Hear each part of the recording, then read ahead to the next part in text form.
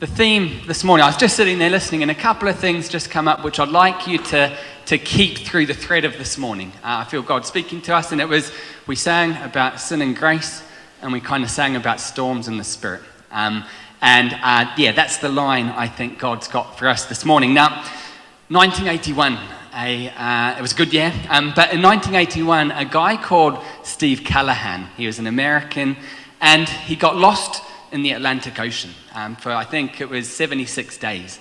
This guy, he had no food, he had no water. And after 3 days, what he did is he tied together 3 pencils, and he made what is known as I don't know if any of you are sailors, but it's called a sextant. And it's one of those, it's kind of shaped like that. And what it does is it allows you to measure the distance between the horizon and the sun, and by that you're supposedly able to figure out where you are and which direction to go in. And you see, this tool, it was based on his understanding of fixed realities in the universe, that the sun is fixed and the horizon was fixed. And amazing story, he wrote a book, but this guy, he was able to figure out which direction to go and paddled his little rubber inflatable life raft. He ended up in the Caribbean, and a good place to go, and eventually he was saved. And you see, a little bit like that, there's 2 fixed realities in our life. Two things which are true for me, and there's 2 things which are true for you. And the first one is we've all got a tendency to resist God. We've all got a tendency to run from God, to kind of ignore God. And we're made in his image, but we run after other stuff. And Tom's going to talk a little bit more on that next week. And it doesn't make sense. You see, we kind of pursue life by running away from the source of life. And it's a little bit, when I was at school, we used to play this game called Catch and Kiss. I think over here my kids call it Kiss Chasey. It was my favorite game as a young lad at school, and basically all the boys run off and the girls run after them and they try and catch them.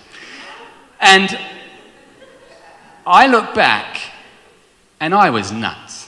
And the reason I say that, here I am, you think I would faint a trip. I would run slow. I would fall over. But no, as soon as the game starts, I was off. I was like Usain Bolt. No way were they going to catch me. I was sidestepping like the All Blacks. I was pushing them out of the way. I was not going to get caught.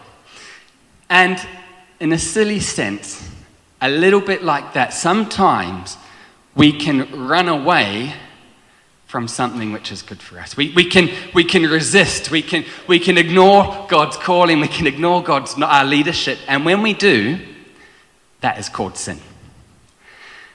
But the second thing is that God's got a tendency to chase us. God's got a tendency to chase us and interrupt our self-destructive behavior. And when he does, that's called grace. And you see, the amazing thing is those 2 things, these 2 realities, they're the thread which goes through the word. They're the story of my life, the story of your life.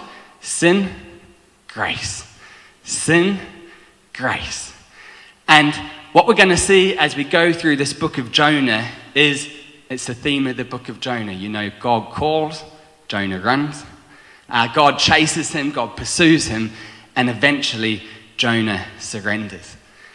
And last week, Tom, he did a brilliant preach introducing this series. Go on YouTube if you missed it. But he started off introducing this book, just 4 chapters. And he said just how fascinating it is, how challenging it is, how much is packed in there, and left us with the question, why did Jesus refer to this so much? What was it about this story, Jesus, the ultimate Jonah, who lost his life so we can have ours? What was it about that which made him keep referring back to it? And yeah, church, I really think this series, it's going to be a little bit of a pass the parcel series. It's going to be one of those series that the more we dig into it, the more we unwrap it, the more God's going to have for us and the more we're going to find. And Tim Keller, in a book, it's called The Prodigal Prophet. If we jump across just to the first image, he helpfully breaks the Book of Jonah into two scenes, or two halves. He's kind of got chapter 1 and 2, and then he's got chapter 3 and 4. And it's absolutely fascinating, because these two scenes are virtually parallel patterns of each other. To the verse, 1:1, God's word came to Jonah. 3:1, God's word came to Jonah. 1:2, the message given. 3:2, the message given. And it's absolutely fascinating. And this book, it's one of the most sophisticated pieces of writing in history. It's one of the most amazing things. And the reason they did it back then, and the reason they wrote like this, is really to emphasize the key themes, the key threads. And again, what you start to see is the thread: sin, grace. Sin, grace. Sin, grace. And you see, today what we're going to be doing is we're looking at the first two verses of chapter 1, looking at sin.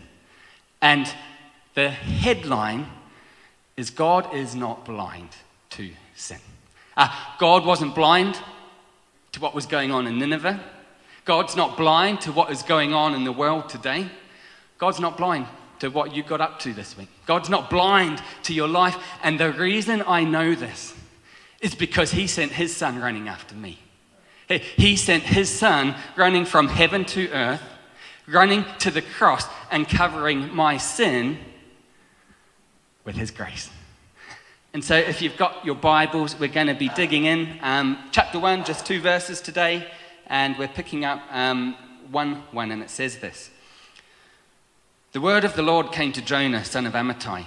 Go to the great city of Nineveh and preach against it, because its wickedness has come up before me. Now, quick background. The book starts with the word of the Lord came to Jonah. And this is pretty much how all of the biblical accounts of the prophets start. You see, Jonah was a prophet, and what that meant is he heard God, and he spoke to the people for God. And here God is saying, hey, Jonah, come with me. Jonah, I'm about to change history. Come and be a part of what I'm doing. And then in verse 2, the bombshell, he says this. He says, Jonah, go to Nineveh because I've seen its wickedness. Now, you know Steve Costa, I love a map, all those things. So a little map pop up on the screen. And what you can see, just a few of the places, is Nineveh. It's close to what we know, as Tom said last week, Mosul in modern-day Iraq. And it was the capital city of the greatest, the most powerful, but also the most violent nation of the time. And it was a city full of sin. It was horrifying what Tom said last week. It was a city which practiced religious prostitution. It was a city which had witchcraft and sorcery. A little bit further on in the Bible, Nahum, he refers to it as the city of bloodshed. It was this violent, this messed up, this sexually corrupt city. And it was big. It had 120,000 people. It took 3 days to walk from one side all the way across to the other side. And Jonah, he was an Israelite, so he came from a place there called Gath-Hepher, which is close to Nazareth in Israel. And the Israelites hated the Assyrians, and the Assyrians hated them back. And that is the setting in which we get this. And so in Jonah's defense, what God was asking him to do was kind of crazy.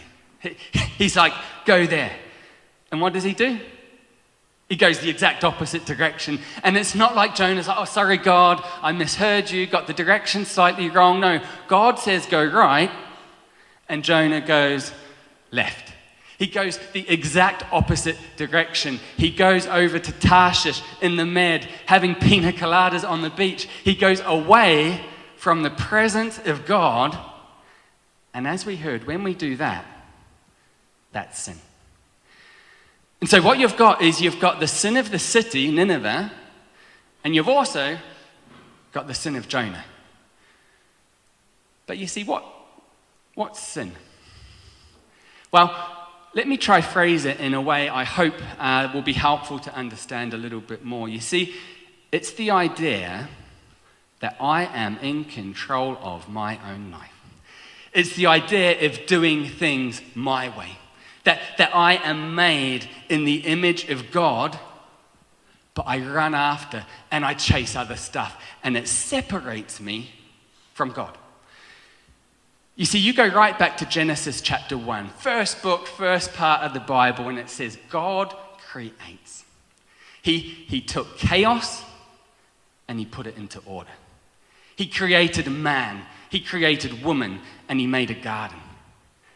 He said, eat and multiply, eat and make babies, first commands of God.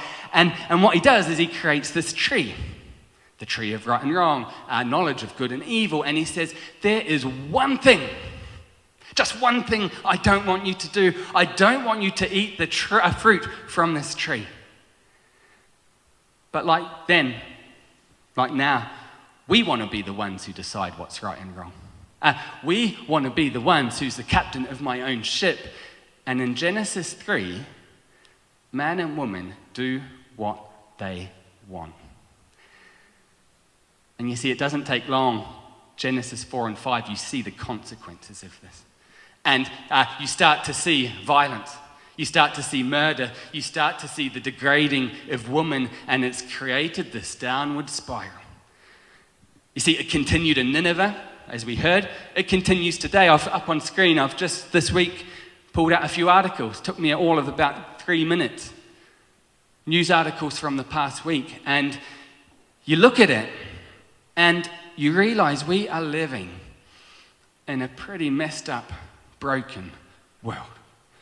We're living in a world where there's abuse, not just abuse of the most vulnerable. We're living in a world where there's inequality. We're living in a world where there's violence. We're living in a world where there's war and greed. And that heart of man and that heart of woman, for centuries, since that moment, we've chased after and we've run after other stuff. And I don't know about you, but I look at that and I'm like, God, where are you? And you can see that and hear that, and you're like, God, do you see what is going on? God, do you care what is going on? And if you do, God, why are you not doing something? And I loved what Joanna brought last week, where she said, from my memory, the God who sees. Exodus, El Roi, the God who sees. And it says in Proverbs 15:3, it says this: the eyes of the Lord are everywhere, keeping watch on the wicked and the good. And you see, can I tell you why God lets some stuff happen? I wish I could. I'm sorry I can't. But what I can tell you is I know it's not because he doesn't see, and I know it's not because he doesn't care. I know it's not because he doesn't see and he doesn't care. And I think the challenge and response for each of us, and I'm putting this in the middle today because I would love us each just to go and take this before God, is how do I resist God? How does Steve ignore God? How do I run from God? Because I tell you now, we all do it. You see, there is always going to be a boat that's ready to take you to Tarshish if that's where you want to go. There is always going to be temptation. There's always going to be a site to click on. If you're bitter, there's always going to be someone here that you can resent. If you're a complainer, there is always going to be something in your life to moan about and gripe about. And that's the story of man. I go through the Bible. Paul, he wrote loads of the New Testament. He said he coveted. Yet you go to Elijah. For his problem was his mouth. He says, woe to me, I am a man of unclean lips. You know, maybe he was a gossip. Maybe he pulled people down. Maybe he just had a foul mouth. St. Augustine, one of the greatest theologians of history, he was a sex addict. And you see, for some of us here today, let's bring it down another level. For some of us, it's unforgiveness. And what we do is we hold on to resentment because it gives us a feeling of being strong.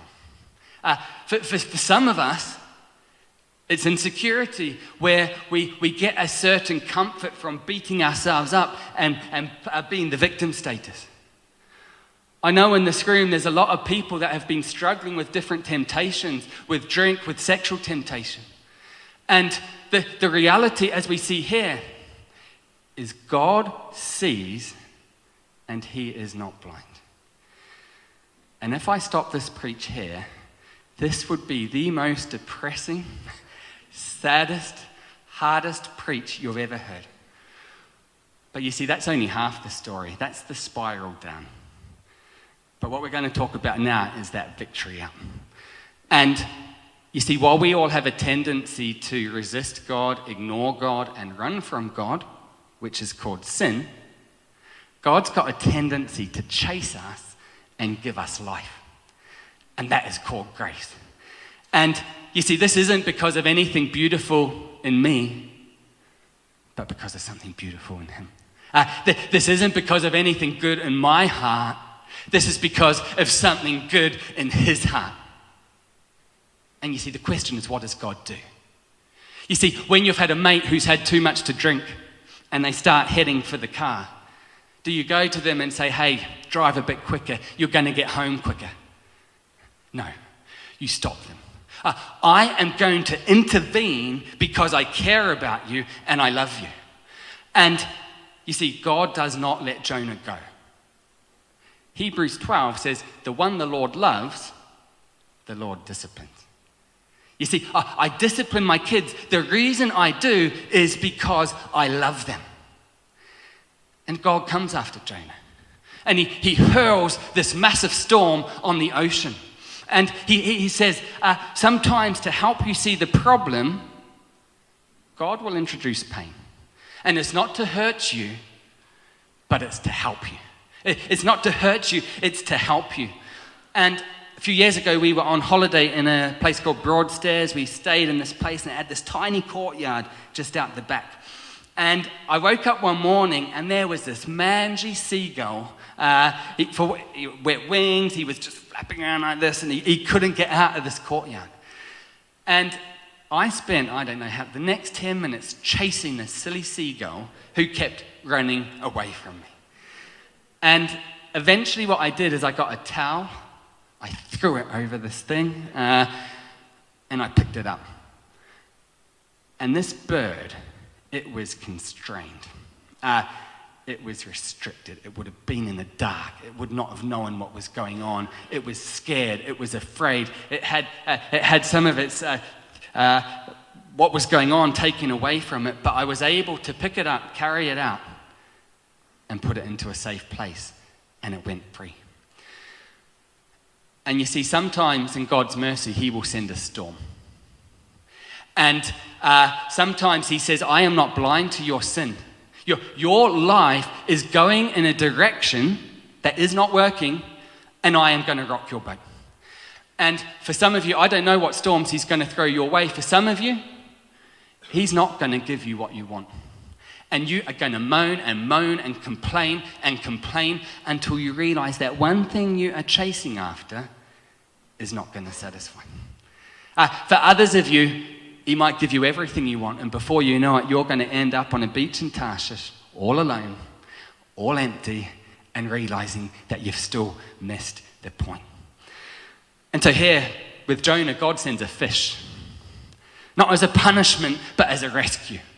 The fish was a means of grace. And you read it and you're like, oh God, why wasn't it just a bit of wood floating by? Why wasn't it convenient that there was another ship passing by that saved Jonah? But you know, the Bible doesn't record normal stuff. It's got some unbelievable stuff in there. Jonah, it was a fish so that you would know it's me. It was a fish so you would know it's me. Now, in the 1940s, there was a debate where they brought religious people from all over different religions together, put them on stage, and they said, we want you to discuss in what ways are your religions similar and in what ways are they different. And they start off and they all had a sense of morality, generally. What's right and what's wrong.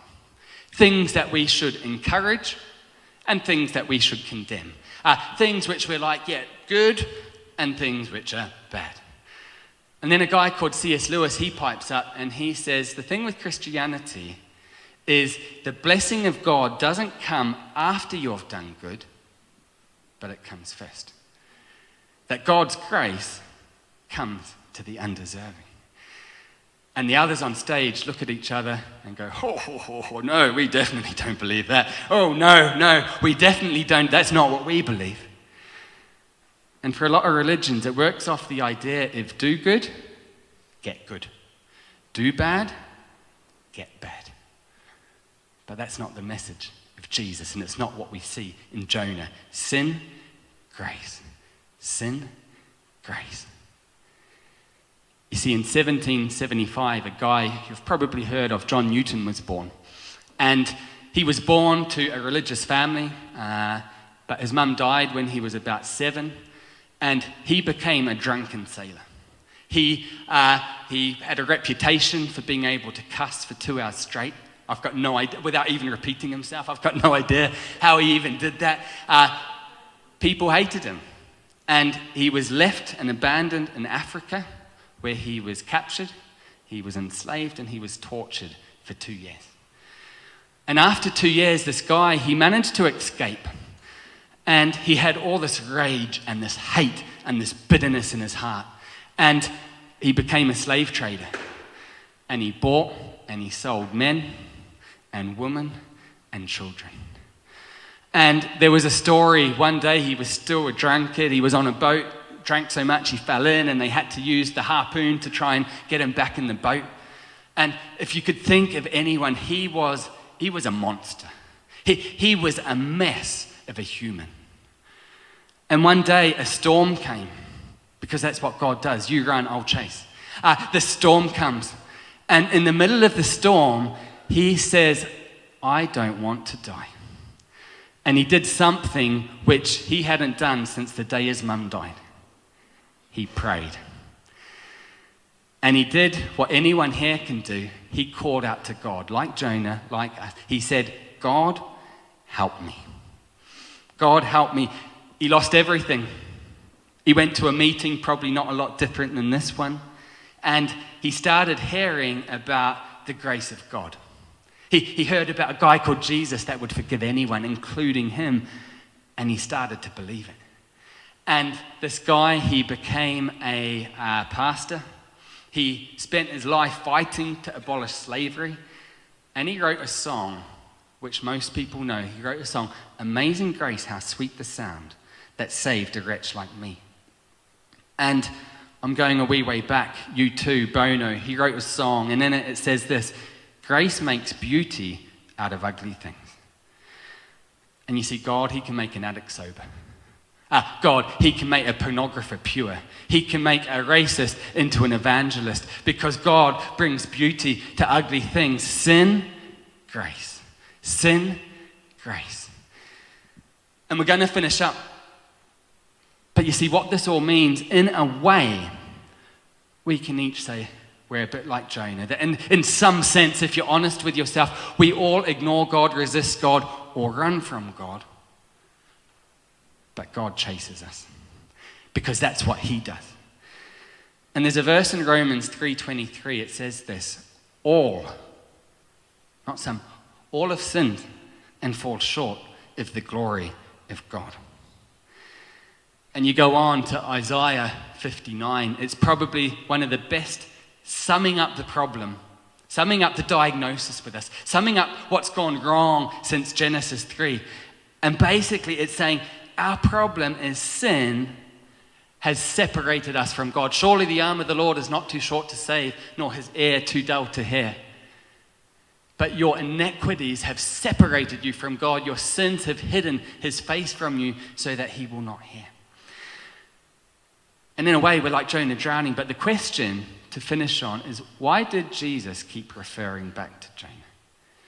And I'll tell you, he is saying, hey, I am the ultimate Jonah. I am going to lose my life so you can have yours. I am going to get thrown into the storm of God's judgment for you. I am going to stay there for 3 days. I am going to do it for you. I am going to lift you up from the pit. And you see, like a fish, the grave was an unlikely means of God's rescue, but it brought you life. You see, on the cross where I was pinned, it brought you freedom.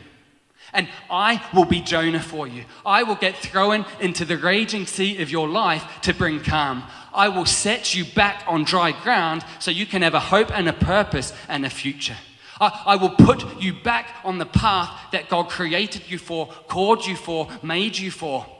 Because I will be Jonah for you. I will absorb the chaos and I will give you calm. Because I'm not blind. But because I see the things no one else does. And you know what? I hate sin. But more than that, I love you. And 5 words you've got to hear. It says, my grace is sufficient. And you see, this is good news if you're here and you don't feel worthy. Because you know what? God's grace doesn't depend on how you feel. If you're here and you don't feel worthy, it's sourced in Him, not in you. It chases and it gives. And we're going to finish up. I might even just get us just to sing Amazing Grace. But the challenge I want to put to 2 groups this morning. 1, if you're here and you feel your life is not going the way it should be, you've never made a commitment to Jesus. You're here and you're like Jonah crying out, or you're like John Newton crying out, God, help me. That's where you start. 3 words. His grace is sufficient.